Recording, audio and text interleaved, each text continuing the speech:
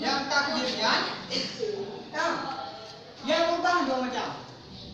Berubah secara lafaz dan juga berubah secara takdir. Yang berubah secara lafaz, apakah benar? Dikarenakan berubah kalimat. Nah, ada kala berubah secara memang anda nampak, ada kala memang nampak.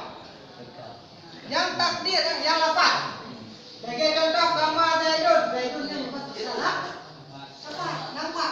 Ini beradu. Jumpa ayatnya. Wajah kan Zaidun. Jumpa ya. Wajahnya meniru. Rupanya.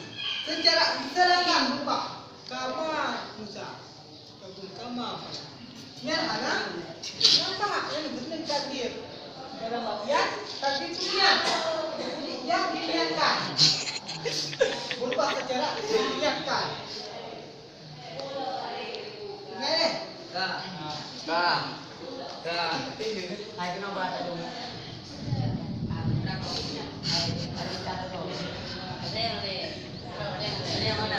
Hah? Kan you? Malu mana dia ku? Video ni ku ah. Tiap mana? Tiap. Kan kau? Baik dia.